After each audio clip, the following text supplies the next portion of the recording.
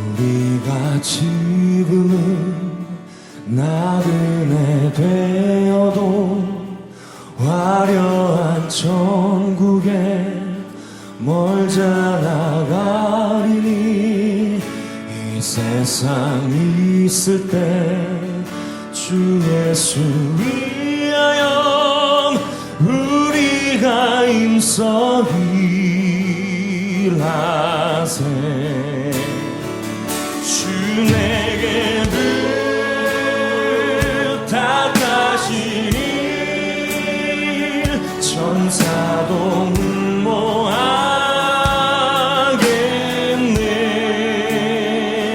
화목해 하신 그 주의 말씀을 온 세상 널리 전하세.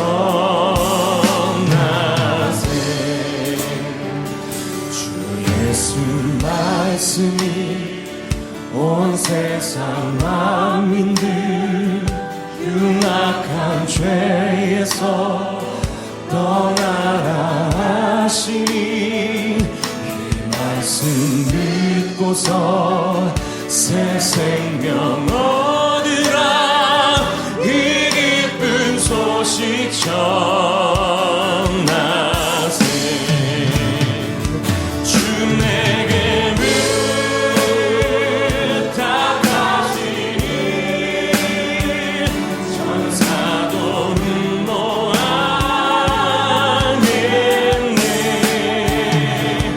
화목해 하신 그 주의 말씀은 온 세상 널리 전하세. 영생의 복락과 천국에 갈 길을 만 백성 알도록 나가서 전하세. 주 예수 말씀이 이 복음 전하라. 우리에게 부탁하셨네. 주 내게 부탁하시니 천사도 응모하겠네. 화목해 하신 그 주의 말씀을 온 세상 널리 전. 다시 한번 주에게 부탁하시니 주 내게 부탁하시니 천사도 응모하겠네.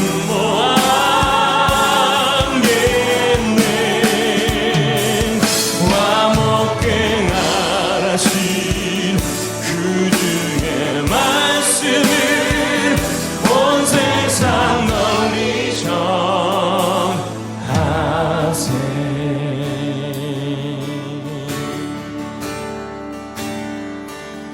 주님 내가 영귀 싸우니 나를 보내소서. 나의 마음 나의 몸 주께 드리오니 주 받으옵소서.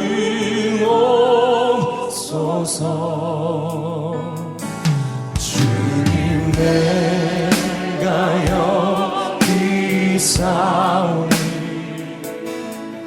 나를 써 주소서. 가진 것 모두 다 주께 드리오니 주 받으옵소서. 할렐루야. 할렐루야.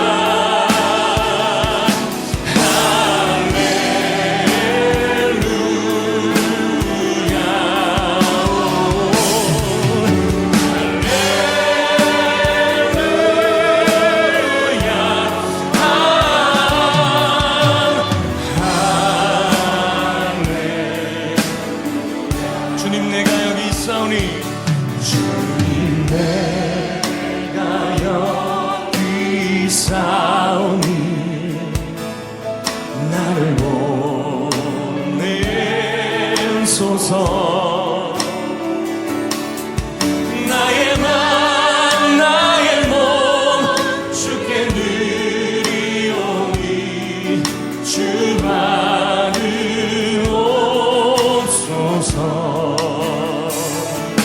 주님 내가 여기 싸우니 나를 써주소서.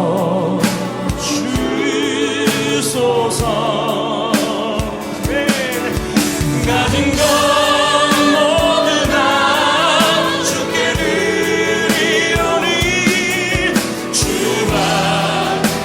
받으옵소서. 우리 주님을 찬양합시다. 할렐루야 할렐루야.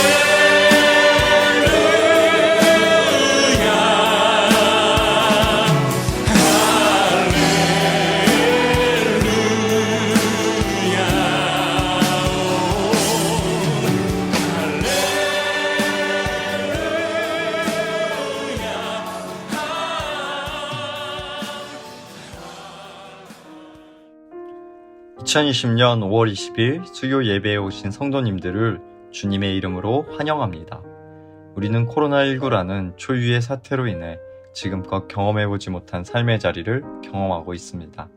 각자가 다양한 고통과 아픔, 어려움, 고난의 시간을 지나가고 있습니다. 바라기는 비록 이렇게 온라인으로 예배를 드리지만 이 시간 하나님이 주시는 큰 위로와 힘주시는 은혜가 넘쳐나기를 소망합니다.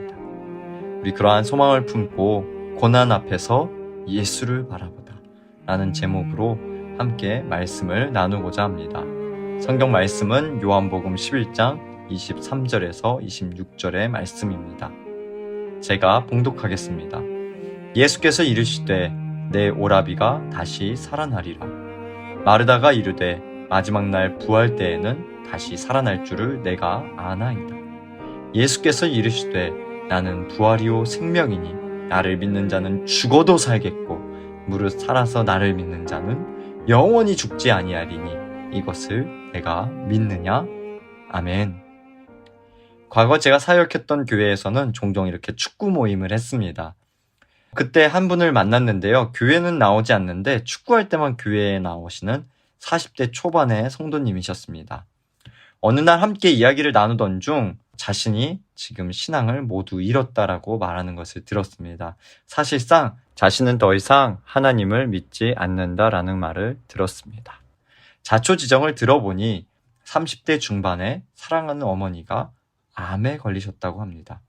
그분은 어머니가 낫기를 진짜 간절히 바라는 마음으로 여러 달 동안 교회에 나와서 기도하고 눈물 흘리며 진심으로 기도했다고 합니다. 새벽 기도를 그렇게 열심히 나갔다고 합니다. 그러나 어머니의 암은 이미 치료가 어려운 상황이었고 결국 어머님이 세상을 떠나시고 말았다고 합니다. 그분은 그 순간 자신의 모든 믿음을 버렸다고 말했습니다. 교회 사람들과의 관계가 있어서 가끔 이렇게 교회에는 오지만 더 이상 하나님을 믿을 수 없다고 말하는 것을 들었습니다. 참 안타까운 사연이 아닐 수 없습니다. 이처럼 고통과 고난의 문제는 사람들이 하나님께 등을 돌리게 하는 가장 큰 이유 중 하나입니다. 일명 신정론, 그러니까 악과 고난이 있는데 하나님이 어떻게 선하신 분인가 라는 이 문제는 인류의 역사만큼 오래된 문제이며 지금까지도 세상의 모든 철학과 신학이 만족스럽게 풀어내지 못한 것처럼 보이기도 합니다. 성경의 말씀대로 만약 하나님이 계시고 그분이 온 천하 만물을 통치하신다면 왜 어린 청소년들이 차가운 바다에서 꽃도 피워보지 못한 채 생을 마감해야 했을까요? 왜 아름다운 부부의 세계가 갈등과 포기 그리고 결국 이혼의 세계로 끝나고 마는 것일까요? 왜 가난과 학대, 경제적 불평등, 성착취 같은 불의가 뿌리 뽑히기는커녕 점점 더 심해지고 있을까요? 왜 멀쩡하던 나의 비즈니스가 이 눈에도 보이지 않는 작은 바이러스 하나로 인해 한순간에 무너져 버리는 것 같고 함께 있어야 할 가족들은 서로 이산가족이 되어버린 것일까요? 이렇게 고난이 우리의 삶을 찾아올 때 그냥 모든 것이 하나님의 계획과 섭리 안에 있다는 말은 잘 와닿지 않는 것 같습니다. 의인이라 불리던 욥도 큰 고난 앞에서 친구들이 수차례 하나님이 선하시다라는 조언을 했지만 욥은 친구들의 말이 들리지 않았습니다. 그리고 마음이 결국 터져버리고 말았어요. 하나님을 원망하며 해명을 요구했습니다. 오늘날 우리도 코로나가 가져다준 고난과 변화된 상황 속에서 머리를 긁적이고 있을지 모르겠습니다. 하나님, 어떻게 해야 할까요? 이 상황을 어떻게 이겨내고 견뎌낼 수 있을까요? 라고 말하면서 말입니다. 그런데 오늘 우리가 읽은 요한복음 말씀을 살펴보니 마르다와 마리아도 오빠 나사로의 죽음이라는 큰 고난 앞에서 동일한 질문을 예수님께 던지고 있습니다.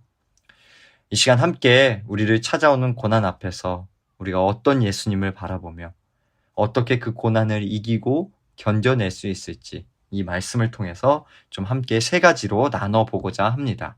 첫 번째로는 고난 앞에서 함께 분노하고 우시는 예수님을 바라보아야 합니다. 요한복음 11장 5절 말씀을 보면 예수님께서 나사로와 그의 두 여동생 마르다와 마리아를 사랑하셨다고 표현합니다. 그런데 어느 날 나사로가 병에 들었습니다. 마르다와 마리아는 급히 사람을 보내 예수님께 나사로의 소식을 전하게 됩니다. 그녀들은 예수님이 병자를 낫게 하시는 장면을 여러 번 보았고 오빠 나사로에게도 당연히 그렇게 행하시리라고 믿고 있었습니다. 그런데 예수님은 나사로가 죽게 내버려 두셨을 뿐 아니라 그의 장례식에조차도 참석하지 않으셨습니다. 장례가 모두 끝난 나흘이 지나서야 마르다와 마리아를 찾아오셨습니다. 여러분들이 마르다와 마리아의 상황이었다면 어떤 심정이었을까요? 11장 20절 말씀을 보니 성격이 급하고 행동파였던 마르다는 예수님께서 오신다는 말을 듣고 곧 나가 맞이하였다고 합니다. 그리고 예수님께 자신의 속 안에 있었던 모든 불만을 토로했습니다. 사실상 분노를 토해냈습니다. 11장 21절 말씀을 보면 주께서 여기 계셨더라면 내 오라버니가 죽지 아니하였겠나이다 라고 기록되어 있습니다.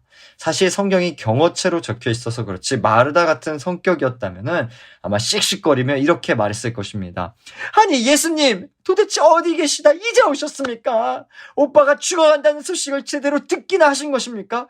온 세상의 주인이시라던 분이 문둥병도 손짓 하나로 쉽게 고치시던 분이 작은 물고기와 빵으로 수천 명을 먹이셨던 분이 우리 오빠가 죽어갈 때는 무엇을 하고 계셨습니까? 우리를 사랑하는 친구라 부르지 않으셨습니까? 저희가 절망하고 슬퍼하던 그 시간에 어디 계셨습니까? 마르다는 아마 그렇게 자신의 마음을 하나님 예수님께 호소했을 것입니다. 반대로 그나마 온유했던 마리아는 마르다처럼 화를 내는 대신 집에서 나오지 않았습니다. 예수님께 대놓고 따지지는 않았지만 집에 틀어박힘으로써 마음의 서운함을 예수님께 표현했습니다. 마리아는 아마 오빠는 이미 죽은 마당에 따져봐야 무슨 소용이 있겠는가? 예수님의 능력에 한계가 있는 것은 아닌가?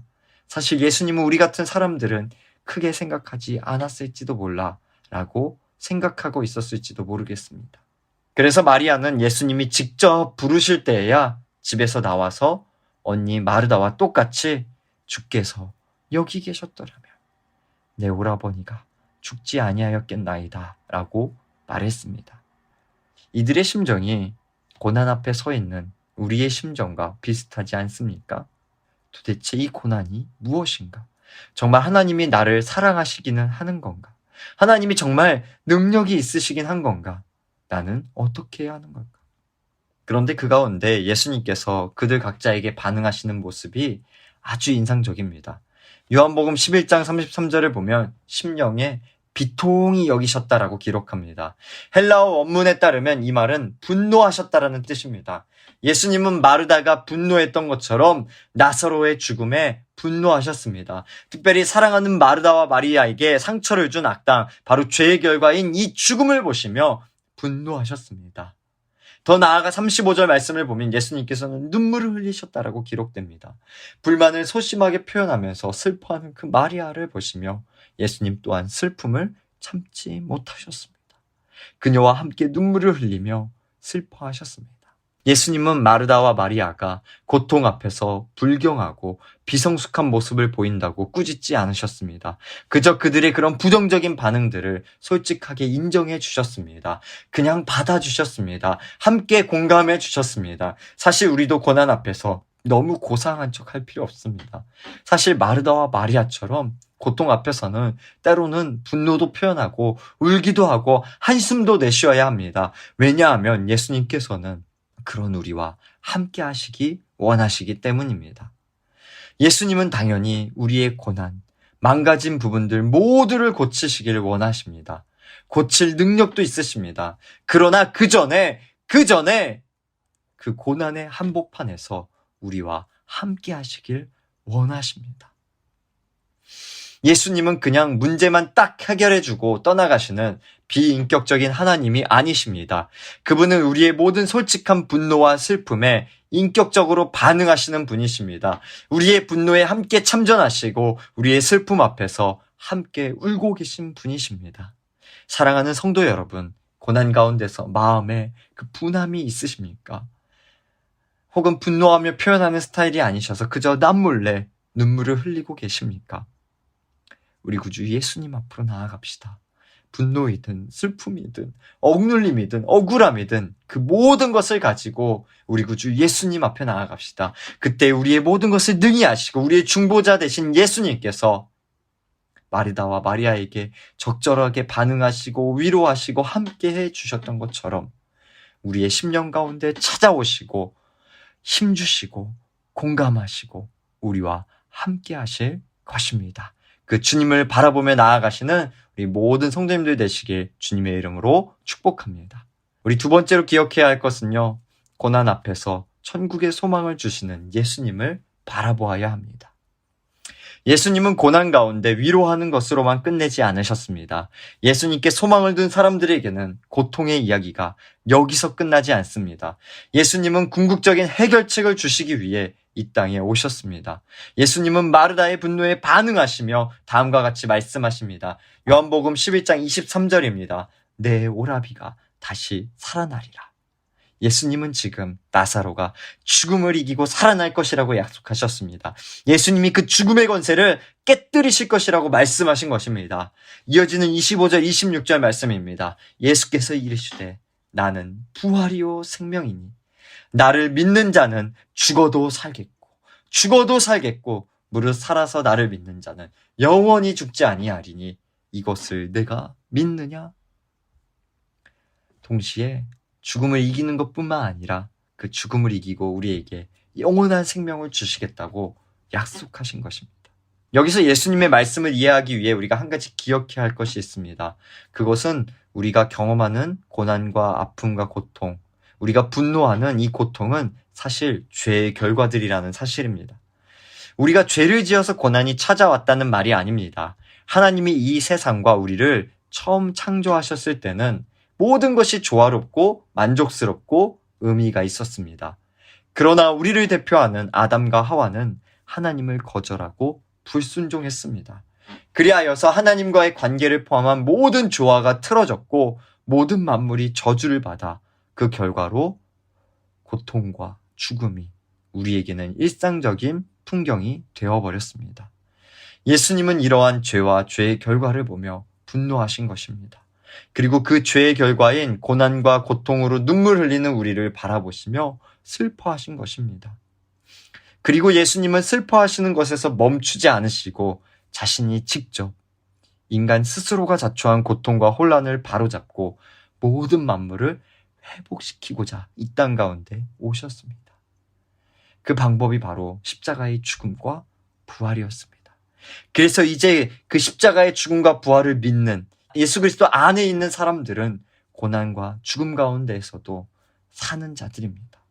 죽어도 살아날 자들입니다. 영원히 죽지 않는 자들입니다. 본래의 낙원에서 천국에서 살아갈 자들입니다. 고난과 고통이 가득한 현재 우리의 삶은 낙원에서 시작해서 영원한 낙원에서 끝나는 거대한 하나님의 이야기 중간쯤에 낀 보이지도 않는 아주 작은 장입니다.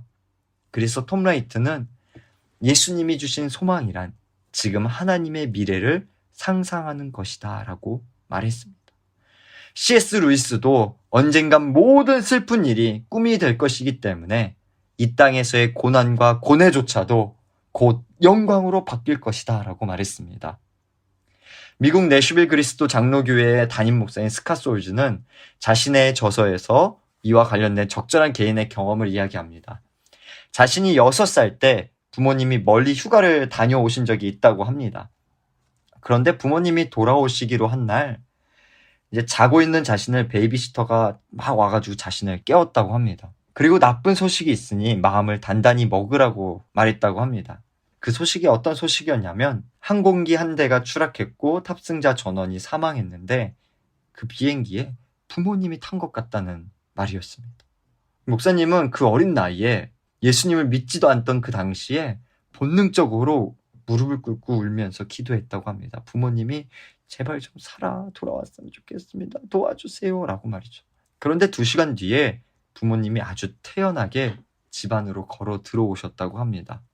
베이비시터가 착각을 했던 것이죠. 그는 부모님께 달려가 안겼고 부모님이 곁에 있다는 것이 그날처럼 좋았던 적이 없었다고 회고합니다. 여러분, 악몽에서 깨어났을 때 모든 상황이 꿈이었다는 것을 알고 가슴을 쓸어내렸던 적이 있으십니까? 실종된 줄 알았던 자녀를 찾았다는 소식을 듣거나 깊은 병이 완치되었다는 소식을 들었을 때의 기분이 상상이 되십니까? 아마 그때 우리는 끔찍한 상황이 지나갔다는 안도감을 뛰어넘어서 정상적으로 돌아온 이 일상을 전보다 더 기쁘게 누릴 것입니다.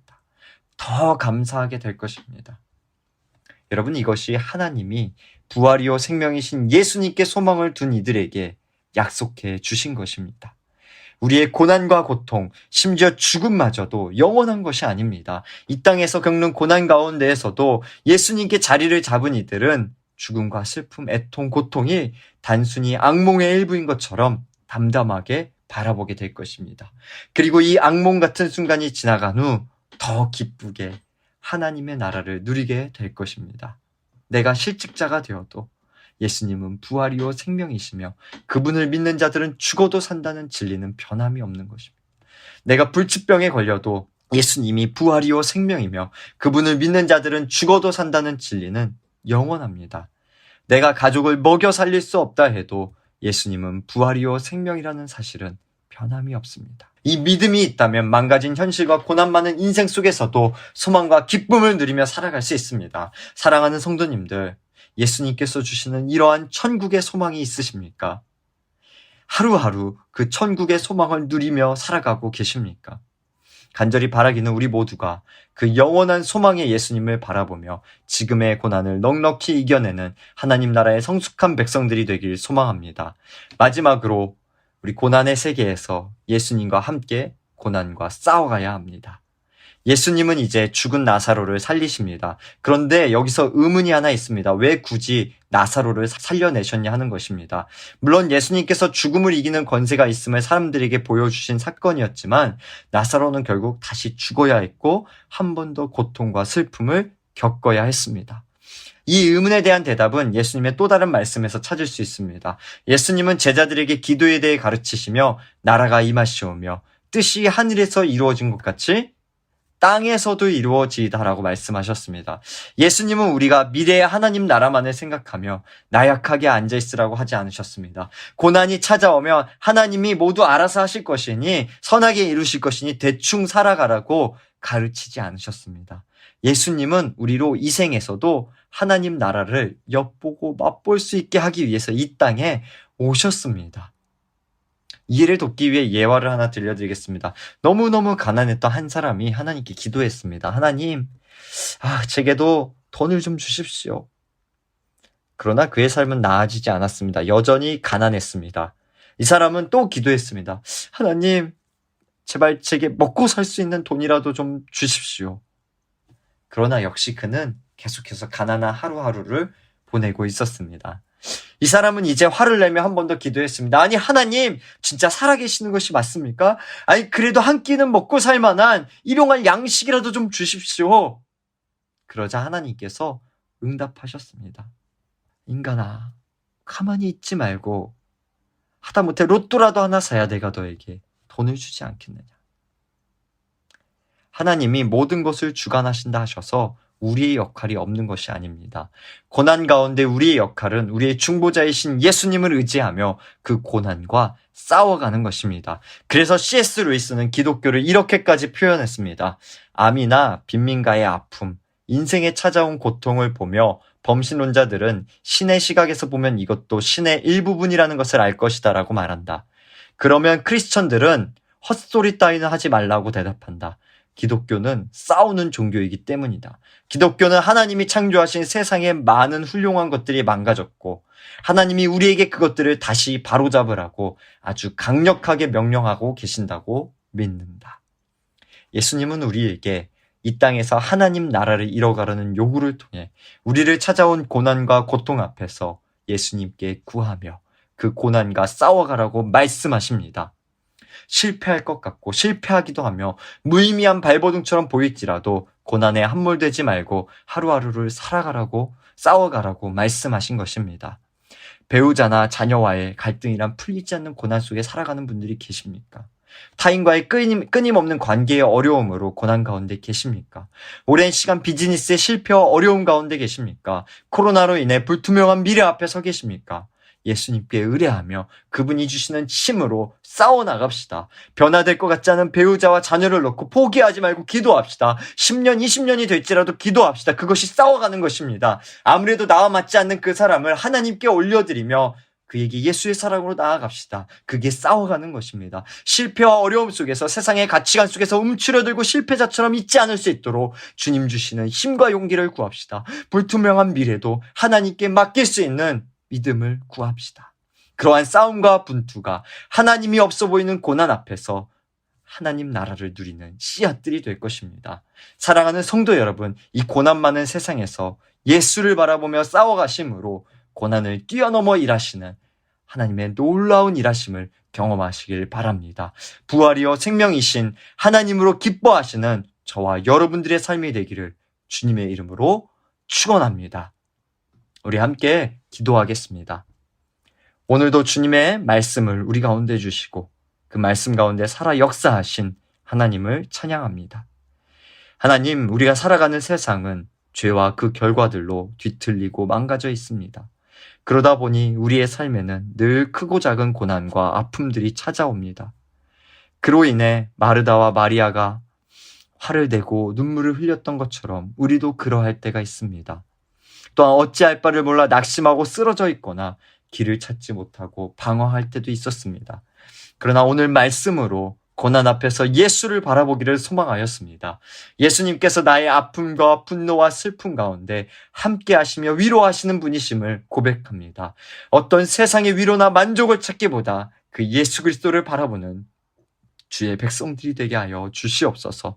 또한 지금의 고통은 아주 잠시뿐이며 영원한 주의 나라에서 살아갈 날들을 생각해 봅니다. 고난과 암담한 현실 가운데에서도 신랑 되신 예수님과 기뻐 춤추며 영원한 만족을 누리며 살아갈 그날을 떠올리며 용기 있게 살아갈 수 있는 믿음 허락하여 주시옵소서.